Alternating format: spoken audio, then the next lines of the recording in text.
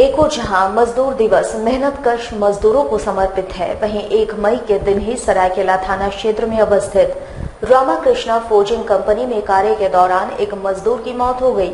आज इसके विरोध में मजदूरों ने कंपनी में जोरदार हंगामा किया। वहीं दूसरी ओर प्रबंधन द्वारा मामले पर पर्दा डालने का भरपूर प्रयास किया जा रहा है। सरायकेला थाना अंतर्गत टोलावीरा स्थित रामाकृष्णा फोर्जिंग कंपनी में मई दिवस का दिन काला दिवस के रूप में चिन्हित हुआ। मई दिवस यानी मजदूरों को सम्मान देने का दिन, मेहनतकश कामगारों का दिन। पर इसी मई दिवस के दिन रामाकृष्णा फोर्जिंग में मजदूरों को अवकाश भी नहीं दिया गया। एक मजदूर काम के दौरान दुर्घटना के शिकार हो गए और उसकी मौत हो गई। मृतक जवाहरलाल यादव बिहार के रहने वाले थे। आज इसके विरोध में कंपनी के मजदूरों ने कंपनी में जोरदार हंगामा किया। मजदूर दिवस के दिन हादसा हुआ। किसकी गलती है? गलती तो किसी का नहीं मैं बोल सकता हूँ। मेंटेनेंस वाला ऊपर उठा मशीन। मैनेजमेंट में सिक्योरिटी सेफ्टी अफसर है, सेफ्टी अफसर है, सेफ्टी ऑफिसर है।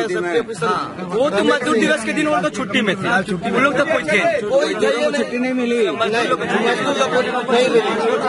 2 बजे की सूचना मिली। सूचना मिलते ही शंभू मंडल हम साथ में है, सबसे पहले अपना कंपनी लोग से पता लगाने का प्रयास किया, लेकिन कंपनी बताने को साफ इनकार किया। फिर हम लोग लेबर के माध्यम से पता चला कि बिहार का रहने वाला जवाहरलाल यादव जी की ऑन द स्पॉट मौत हो गई। कंपनी वाला लोग अपने एम्बुलेंस बुलाकर ये बहाना किया उसका उंगली में कटा हुआ है। फिर हम तत्परता से हम लोग अपना दोनों के संयुक्त प्रयास से टीएमएच गए। टीएमएच में वहाँ 2 आदमी तैनात रखा कि कंपनी झूठे वादा करती है, कई वादा पूरा करती नहीं है। दूसरी बात है, मजदूर दिवस के रूप में जो कल काम किया जा रहा है तो सीधे सीधे सरकार को कंपनी ठेका देते आ रही है, सीधे ठेंगा मार देती है, कुछ करती है ही नहीं। इमरजेंसी में अगर कहीं होता है तो उस दिन उसको 3 गुना दिया जाता है इमरजेंसी पीरियड में। लेकिन कंपनी लेबर के साथ कभी भी अपना जो गुड बिहेव होता है, जो कंपनी के हित में, मजदूरों के हित में, कंपनी कभी लोग सकारात्मक कदम नहीं उठाती। मजदूरों की माने तो कंपनी सरकारी मापदंडों का खुल्लम-खुल्ला उल्लंघन कर रही है और मजदूरों का शोषण भी किया जा रहा है। यहाँ तक कि इस कंपनी में मजदूरों को न्यूनतम मजदूरी भी नहीं दी जाती है। हंगामे के बाद प्रबंधन ने मृतक मजदूर की बीमा राशि से 10 लाख मुआवजा तथा उसकी पत्नी को नौकरी देने पर हामी भर दी है। हम लोग का सरकारी न्यूनतम रेट है, वो रेट हम लोग को अभी तक नहीं मिला। कितना मिलता है? अभी 250 रुपया मिलता है। 264 250 के अंदर मिलता है। बोलता है कि इतने में करना है करो, नहीं तो कल से काम में मत।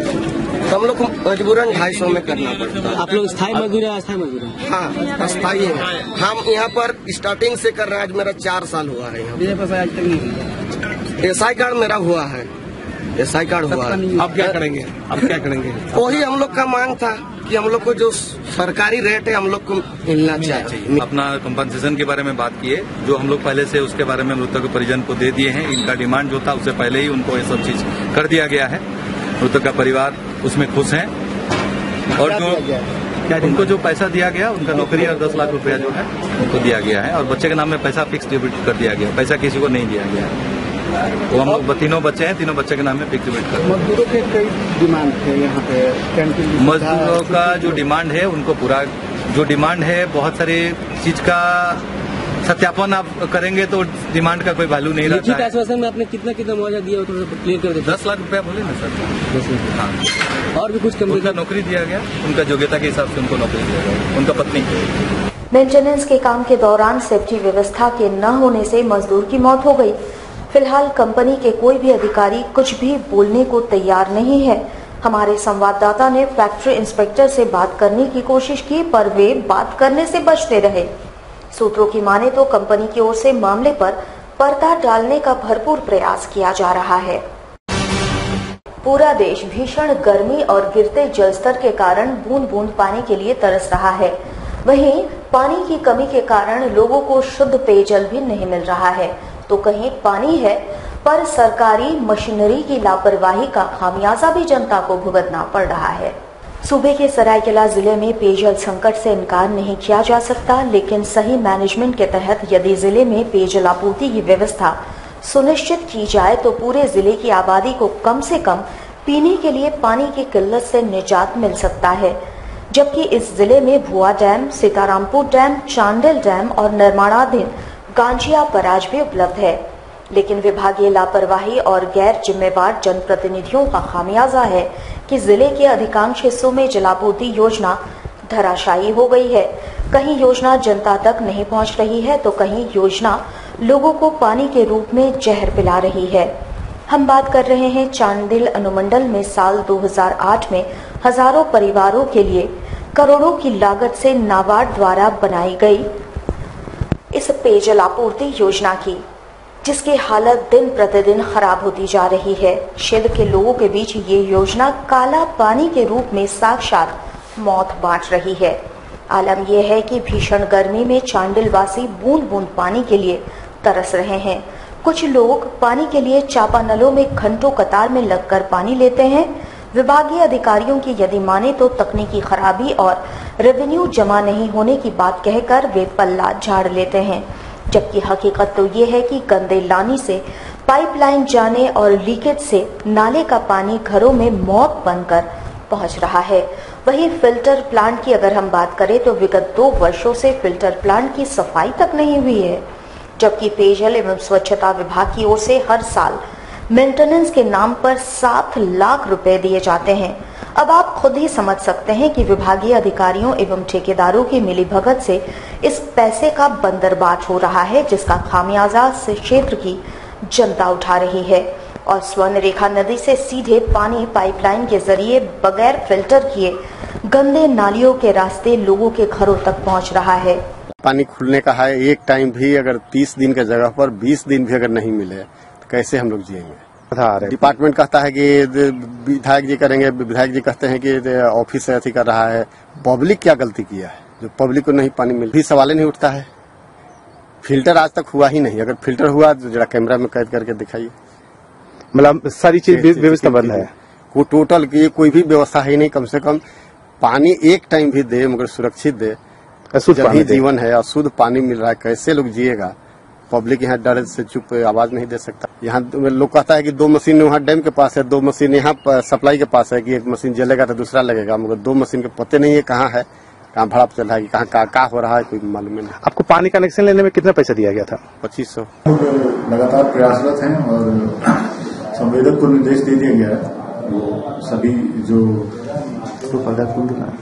अभी जो मोटर खराब हो रही है उसको सुधारने के लिए संवेदक को निर्देश दे दिया गया है और वो उसे एक दिन में अभी इसको सुधार दिया है। इस संबंध में मुझे कोई जानकारी तो 2 बार से लिख चुका हूँ। दे चुके हैं क्या ने रुचि लेते हुए कार्य में तेजी लाई। हाँ, सुधार तो आएगा। जमशेदपुर के मानगो इलाके में व्याप्त बिजली की समस्या के मद्देनजर क्षेत्र के विधायक व राज्य के मंत्री सरयू राय के पहल पर विद्युत विभाग द्वारा मानगो के जवाहर नगर में विद्युत सब स्टेशन का निर्माण कराया जा रहा है, जिसका शिलान्यास मंगलवार को जमशेदपुर के सांसद विद्युत वरण महतो तथा मंत्री सरयू राय ने संयुक्त रूप से किया। आपको बता दें कि लगातार गर्मियों में मानगो इलाके में बिजली की समस्या गहराया रहता है और अब तक बालीगुमा का पावर ग्रिड बनकर तैयार नहीं हुआ है। वर्तमान समय में क्षेत्र की जनता को बिजली की निर्बाध आपूर्ति के लिए इस सब स्टेशन को बैठाया जा रहा है, ताकि आजाद नगर इलाके के बिजली का लोड इस सब स्टेशन पर दिया जा सके और सभी को निरंतर बिजली मिल सके। इसके शिलान्यास के मौके पर मंत्री सरयू राय ने कहा कि इस महीने के अंत तक बालीगुमा का ग्रिड बनकर तैयार हो जाएगा और ये सब स्टेशन भी लगभग 20 दिनों के अंदर तैयार हो जाएगा, जिसके बाद इसकी मदद से क्षेत्र की जनता को बिजली की समस्या से निजात मिल पाएगा। यहाँ पर आजाद नगर के लिए, मानगो के लिए एक पावर सब स्टेशन बनने की नींव आज डाली गई है। महीने भर में, 1.5 महीने में बनके तैयार होगा। गर्मी में बिजली की जो दिक्कत मानगो में हो गई है, उस दिक्कत को दूर करने के लिए तुरंत में जो उपाय हो सकता है बिजली बोर्ड के लोगों ने किया है। मानिकुई सब पावर ग्रिड में एक और 50 MVA का ट्रांसफार्मर लगा है। पहले के 50 MVA के साथ मिल के पैरेलल काम करेगा तो मानगो क्षेत्र में जो बिजली कम होती थी वो बिजली कम नहीं होगी और ये सब स्टेशन लग जाएगा तो खास करके आजाद नगर में बिजली जाएगी और आजाद नगर का जो 5 MVA का लोड है वो मानगो पर आ जाएगा तो मानगो में बिजली स्थिर रहेगी और इस महीना के अंत तक हमारा बालीगुमा का पावर ग्रिड भी बनकर तैयार हो जाएगा। तो उसी व्यवस्था में आज एक कदम बहुत जल्दीबाजी में हमारे बिजली विभाग के अधिकारियों ने उठाया है और मैं इनको धन्यवाद देता हूं। जमशेदपुर स्कूली वाहन सेवा संचालक समिति द्वारा मंगलवार को शहर के कई स्कूलों में स्वच्छता अभियान चलाया गया। इस दौरान स्कूली वाहन चालकों ने हाथों में झाड़ू लेकर स्कूल के आसपास के क्षेत्र की साफ सफाई की। स्कूल परिसर को साफ तथा स्वच्छ रखने के उद्देश्य से इनके द्वारा ये अभियान चलाया गया। वैसे लगातार इनके द्वारा इस तरह का अभियान चलाया जाता है। मंगलवार को सभी वाहन चालकों ने हाथों में झाड़ू लेकर स्कूल तथा आसपास के क्षेत्रों की सफाई की। वैसे वाहन चालकों की माने तो स्कूली बच्चों को सबसे ज्यादा स्वच्छ वातावरण की जरूरत होती है और इसी के मद्देनजर ये अभियान चलाया गया। स्कूल में कार्मिक के गेट के सामने जो है काफी गंदगी फैली हुई थी, तो हम लोग लोहिला से शुरुआत किए थे सफाई अभियान का। और ये फिर हम लोग कारमिल भी गए। हम लोग आज कारमिल में सफाई की। कारमिल में काफी गंदगी थी और हम लोगों ने सफाई किया है। इसलिए सफाई की है कि आज छोटे छोटे बच्चे रहते हैं, गंदगी रहती है, गंदगी के कारण बीमारी फैल सकती है। इसलिए हम लोग जो भी स्कूल के सामने गंदगी रहती है उसे हम लोग सफाई करने का काम करेंगे। अभियान स्वच्छ भारत अभियान के मिशन के तहत हम लोग ये काम करेंगे। हर स्कूल में जाकर हम लोग सफाई करेंगे। हाँ, कहीं भी गंदगी दिखेगा स्कूलों में हम लोग सफाई करने का काम करेंगे। हमारे जितने भी सदस्य हैं वो सारे हमारे साथ में हैं और हम लोग काम करेंगे और ये काम अभियान चलते रहेगा। जमशेदपुर जोगा इंटर स्कूल चेस टूर्नामेंट का आयोजन जेएच तारापुर स्कूल के द्वारा आयोजित किया गया, जिसमें 250 से अधिक खिलाड़ी हिस्सा ले रहे हैं। बिष्टुपुर स्थित जेएच तारापुर स्कूल में जोगा इंटर स्कूल चेस टूर्नामेंट का उद्घाटन दीप प्रज्वलित कर किया गया। इस अवसर पर स्कूल के डायरेक्टर बेली बुधनवाला के अलावे खेल विभाग के कई अधिकारी एवं विभिन्न स्कूलों के प्रिंसिपल उपस्थित थे। 4 दिनों तक चलने वाले इस टूर्नामेंट में 25 स्कूलों के 250 से अधिक खिलाड़ी अपना किस्मत आजमा रहे हैं। उद्घाटन सत्र को संबोधित करते हुए स्कूल के डायरेक्टर बेली बुधनवाला ने कहा कि इस तरह के टूर्नामेंट से बच्चों का मानसिक विकास होता है। 4 दिनों तक सभी खिलाड़ी अपने दिमाग का इस्तेमाल कर इस टूर्नामेंट को जीतने का प्रयास करेंगे। Yoga for giving the school the opportunity to host this particular game.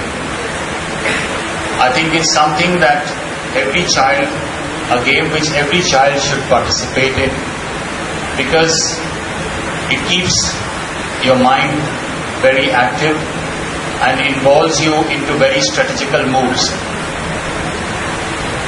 I welcome all those that have come here today, and I do hope and I wish this tournament every success. Thank you. Jamshedpur के मानगो थाना क्षेत्र अंतर्गत मानगो बाजार में police ने छापेमारी कर नकली कावेरी ब्रांड की मेहंदी को जब्त किया है। कावेरी ब्रांड का ट्रेड यूपी के एक कंपनी के पास है, जिसे शहर के मानगो क्षेत्र में नकली तरीके से कावेरी ब्रांड लगाकर बेचा जा रहा था। दोनों में इतना फर्क है कि यूपी की मेहंदी में अंग्रेजी में लिखा हुआ है और मानगो क्षेत्र में हिंदी में लिखा हुआ है। पुलिस इस मामले में 200 पैकेट मेहंदी के साथ दुकानदार के बीजे अशोक गुप्ता को गिरफ्तार कर लिया है। बताया जा रहा है कि यूपी कावेरी कंपनी के मालिक सुमन सिंह संगर ने लिखित शिकायत की, जिसके बाद पुलिस ने कार्रवाई करते हुए इन्हें गिरफ्तार किया है। वहीं दुकानदार गौतम गुप्ता शहर से बाहर हैं। एक कंप्लेनेंट है सुमन सिंह संगर, ये जिला औरैया उत्तर प्रदेश के रहने वाले हैं। इनके नाम से कावेरी मेहंदी कोन नाम की कंपनी मेहंदी बना करके बेचती है और वो भारत सरकार से ऑथराइज्ड कंपनी है और उसी का डुप्लीकेसी बना करके यहाँ पे अशोक कुमार गुप्ता और गौतम कुमार गुप्ता ने एसएस स्टोर मानगो बाजार में बेच रहे हैं। इसकी शिकायत हमारे यहाँ दर्ज कराई गई। जांच के दरमियान पाया गया वहाँ 200 कावेरी मेहंदी कोन का पैकेट, जिसमें प्रत्येक पैकेट में 12-12 कोन मेहंदी रखा हुआ पाया गया है और इसके नाम से कोई भी लाइसेंस नहीं है, कोई भी इनके पास कोई डॉक्यूमेंट नहीं है और जो कंप्लेनेंट है उनके पास सारा डॉक्यूमेंट भारत सरकार का है। और इसमें हम लोगों ने एफआईआर दर्ज किया है अशोक कुमार गुप्ता और गौतम कुमार गुप्ता के खिलाफ। आदिवासी सेंगल अभियान झारखंड प्रदेश समन्वय समिति की ओर से शिकार पर्व के दौरान पशु हत्या पर रोक लगाने की मांग आज उपायुक्त से की गई। 8 मई को आदिवासी परंपरा के तहत सेंद्रा यानी शिकार पर्व मनाया जाएगा। आदिवासी सेंगल अभियान झारखंड प्रदेश समन्वय समिति की ओर से आज उपायुक्त को ज्ञापन सौंपकर सेंद्रा के नाम पर पशु हत्या करने वालों पर कानूनी कार्रवाई करने की मांग की गई। इनका कहना है सेंद्रा के तहत पूजा पाठ आदि ठीक है, पर बेजुबान जानवरों की हत्या करना गैर कानूनी है। हम लोग आदिवासी सेंगल अभियान की ओर से डीसी महोदय से मिले हैं, क्योंकि यहाँ दलमा पहाड़ में प्रत्येक साल बीसू शिकार किया जाता है। उस शिकार प्राप्त के नाम से बेजुबान पशु पक्षियों का शिकार किया जाता है। आदिवासी सेंगल अभियान इसके खिलाफ है। हमारा कहना है, डीसी महोदय से हमारा मांग है कि आप ये शिकार अर्थात बेजुबान पशु पक्षियों को नहीं मारा जाना चाहिए, क्योंकि आज बहुत ही कम पशु पक्षी जो है बचे हुए हैं और प्रत्येक साल वन पदाधिकारियों, सेंद्रा समितियों, माझी परगना महल की ओर से बैठक का दौर जारी होता है और यही बात आती है कि पशु पक्षियों को नहीं मारा जाएगा। यदि ऐसा है तो हलफनामा होना चाहिए इन तीनों के बीच, ताकि एक भी वन प्राणियों को नहीं मारा जाना चाहिए। टाटानगर रेलवे स्टेशन के पास सब्जी बेचने वाले दुकानदारों ने उपायुक्त से अपने लिए वैकल्पिक व्यवस्था बहाल करने की मांग की। हाल ही में स्टेशन रोड के आसपास से अतिक्रमण हटाया गया था। इस दौरान सैकड़ों सब्जी वाले को हटा दिया गया था, जिससे उनके समक्ष रोजी रोटी की समस्या आन खड़ी हुई है। अपने लिए वैकल्पिक व्यवस्था बहाल करने की मांग आज इन सब्जी विक्रेताओं ने उपायुक्त से की है। ज्ञापन सौंपकर इन्होंने अपनी परेशानी को बयां किया। ये दूसरा तीसरा कोई हम लोग चल रहा है वहाँ पर दुकान लगाते हुए, कम से कम सरकार इससे अच्छी पहल करके हम लोग को जो व्यवस्था हो, व्यवस्था ये बार बार हम लोग को आश्वासन मिलता है कि आप लोग को बताया जाएगा, लेकिन अभी तक कोई ऐसा व्यवस्था नहीं हुई। इसके बीच में ही हम लोग को उजाड़ दिया गया है और हम लोग अगर इसके पीछे अगर कुछ नहीं हुआ तो हम इसके लिए जोरदार आंदोलन करने के लिए भी तैयार है। बारेडी बस्ती मिथिला कॉलोनी में सामूहिक यज्ञोपवीत संस्कार समिति द्वारा सामूहिक उपनयन संस्कार का आयोजन किया गया। समिति द्वारा समाज कल्याण के मद्देनजर इस उपनयन संस्कार का आयोजन किया गया, जिसमें 18 वटुकों का उपनयन संपन्न हुआ। इस दौरान कई गणमान्य अतिथि उपस्थित थे। यज्ञोपवीत संस्कार हम लोग करवा रहे हैं, जिसमें हमारा उद्देश्य है कि जो गरीब बच्चे हैं, जो पैसे वाले हैं, जो मीडियम वर्ग के हैं, समय नहीं है, समांग नहीं है, अर्थ नहीं है, ये तीनों को एक मंच पर लेके हम कर रहे हैं। क्या कि हम लोग प्रवासी मैथिल है, जो हम उनका जन्म संस्कार में बच्चों का उम्र समय के अभाव में उम्र 28-29 साल का हो जा रहा है। इसीलिए हम चाह रहे हैं कि इस तरह का आयोजन करें जिसमें कम उम्र में ही बच्चों का जन्म संस्कार सही ढंग से हो जाए। ये कितना दिन से चल रहा है? ये 3 दिन से ये प्रोग्राम चल रहा है। पहला दिन बसकट्टी, मरवा और मटकोर कहलाता है, वो हुआ है।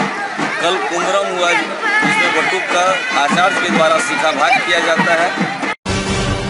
विश्व हिंदू परिषद तथा बजरंग दल के कार्यकर्ताओं ने आज उपायुक्त कार्यालय पर धरना प्रदर्शन कर कश्मीर में सेना के जवानों पर हुए पत्थरबाजी की तीव्र निंदा की गई। कश्मीर में मोर्चा संभाले भारतीय सैनिकों पर पत्थरबाजी का विरोध विश्व हिंदू परिषद तथा बजरंग दल के कार्यकर्ताओं ने की। जिला मुख्यालय में इन कार्यकर्ताओं ने जमकर प्रदर्शन किया तथा पूरे देश की रक्षा में तैनात जवानों के साथ हुए इस घटना की तीव्र निंदा करते हुए आरोपियों पर उचित कार्रवाई की मांग की। इस दौरान उपायुक्त के माध्यम से देश के प्रधानमंत्री को ज्ञापन भी सौंपा गया। पूरे भारत में बजरंग दल के बैनर पे जिला मुख्यालय पे धरना का आयोजन पूरे भारत में हो रहा है। उसी कड़ी में जमशेदपुर में भी ये आयोजन किया गया है। कश्मीर में जो हमारे सैनिक हैं, जो हमारी सुरक्षा के लिए वहाँ पे हैं, इस राष्ट्र की सुरक्षा के लिए है, उन पर जो पत्थरबाजी हो रही है, एक षड्यंत्र के तहत पत्थरबाजी हो रही है और सेना को पूरी छूट भी नहीं है तो उन पत्थरबाजों पे प्लेट गन या बमबारी करे। तो आज बजरंग दल डीसी महोदय के माध्यम से राष्ट्रपति को एक ज्ञापन देने जा रही है कि हमारे सेना को पूरी छूट मिले उन पत्थरबाजों को, उन षड्यंत्रकारियों को बमबारी करने के लिए। हमारे साथ लगातार जुड़े रहने के लिए आप हमें YouTube पर जरूर सब्सक्राइब करें।